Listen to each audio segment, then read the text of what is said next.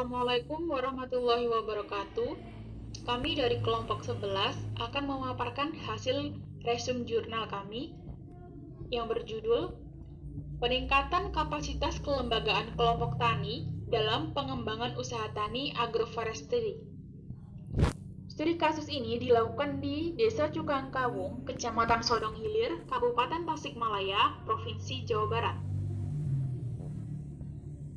Resume ini disusun oleh Rina Dwi Purwanti, NPM 1031, dan Rima Eka Kurnia, NPM 1075. Abstrak.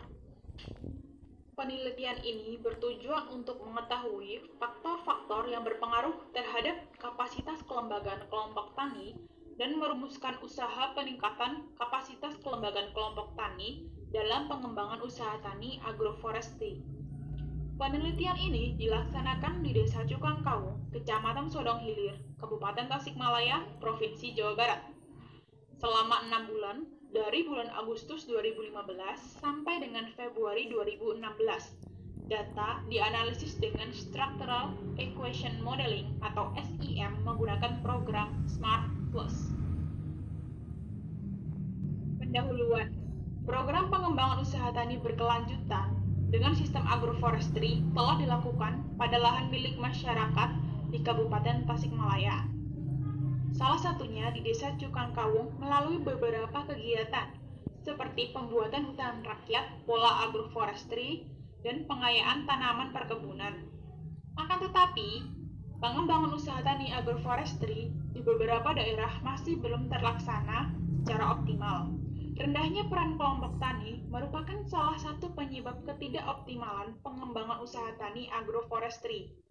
Hasil penelitian ini diharapkan menjadi bahan pertimbangan untuk para pengambil kebijakan, yaitu pemerintah Kabupaten Tasikmalaya, pemerintah Provinsi Jawa Barat, dan pemerintah pusat dalam pengembangan usaha tani agroforestry di Desa Cukangkawung. Faktor-faktor yang berpengaruh langsung terhadap kapasitas kelembagaan kelompok tani. Terdapat dua faktor antara lain.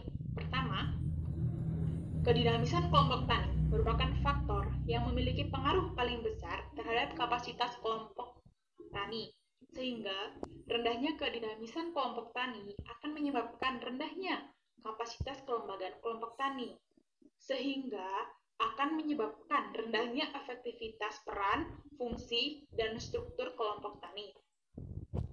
Selanjutnya, partisipasi seluruh anggota kelompok tani merupakan faktor kedua yang memiliki pengaruh langsung terhadap kapasitas kelembagaan kelompok tani. Secara umum, partisipasi anggota dalam setiap kegiatan kelompok tani masih rendah, terutama partisipasi dalam perencanaan, pengawasan, dan pemeliharaan hasil kegiatan kelompok tani. Faktor yang berpengaruh tidak langsung terhadap kapasitas kelembagaan kelompok tani terdiri dari: pertama, peran ketua. Ketua memiliki peran penting dalam mengkoordinasi, memotivasi, dan menginspirasi anggota kelompok tani untuk berpartisipasi secara aktif dalam setiap kegiatan kelompok tani. Yang kedua adalah kapasitas anggota. Peningkatan kapasitas anggota, baik dari manajerial, teknis, dan sosial, akan berpengaruh terhadap kapasitas kelembagaan kelompok tani melalui peningkatan partisipasi anggota kelompok tani. Yang ketiga adalah peran penyuluh. Penyuluh memiliki peran penting dalam meningkatkan efektivitas peran pemimpin dan kapasitas anggota kelompok tani. Yang keempat yaitu karakteristik anggota. Tingkat kosmopolitan petani merupakan aspek dalam faktor karakteristik petani yang memiliki pengaruh paling besar terhadap proses peningkatan kapasitas anggota, baik dari kapasitas sosial, manajerial, maupun kapasitas teknis. Peningkatan kapasitas kelembagaan kelompok tani. Peningkatan kapasitas kelembagaan dapat dilakukan dengan meningkatkan kedinamisan kelompok tani dan partisipasi seluruh anggota. Peningkatan kedinamisan kelompok tani dapat dilakukan dengan cara meningkatkan partisipasi anggota kelompok tani dalam setiap tahapan kegiatan seperti perencanaan, pelaksanaan, pengawasan, evaluasi, pemeliharaan, dan pemanfaatan hasil. Peningkatan partisipasi anggota kelompok tani dapat dilakukan dengan cara mengoptimalkan peran ketua kelompok tani dan meningkatkan kapasitas atau kapasitas manajerial, teknis, dan sosial yang dimiliki oleh anggota. Pelaksanaan pendidikan, pelatihan, penyuluhan, dan pembinaan terhadap seluruh anggota dan ketua kelompok tani merupakan salah satu cara untuk meningkatkan kapasitas anggota dan peran kelompok tani yang berjalan optimal diharapkan dapat mendukung keberhasilan pengembangan usaha tani agroforestry di Desa Cukakawung, sehingga fungsi agroforestry dalam meningkatkan nilai tambah ekonomi, sosial, dan lingkungan dapat terwujud. Kesimpulan yang dapat diambil adalah kapasitas kelembagaan kelompok tani merupakan salah satu faktor penting dalam program pengembangan usaha tani agroforestry di Desa Cukakawung. Tingkat kapasitas kelembagaan kelompok tani dipengaruhi secara langsung oleh tingkat kedinamisan kelompok tani dan tingkat partisipasi anggota dalam kegiatan kelompok tani, serta secara tidak langsung dipengaruhi oleh kapasitas anggota, peran ketua, penyuluh, dukungan pihak luar, dan karakteristik individu anggota.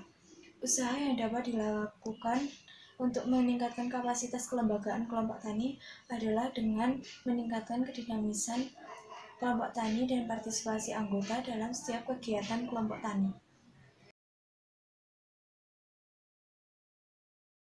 Saran yang dapat diambil adalah pemerintah daerah Kabupaten Tasikmalaya dan Provinsi Jawa Barat disarankan untuk membuat kebijakan pengembangan agroforestry yang dapat mengakomodir hasil penelitian yang dilakukan oleh institusi Litbang dan menjamin pelaksanaan program pendidikan, pelatihan, penyuluhan, dan pembinaan kelompok tani secara sistematis, terarah, terjadwal, dan berkelanjutan.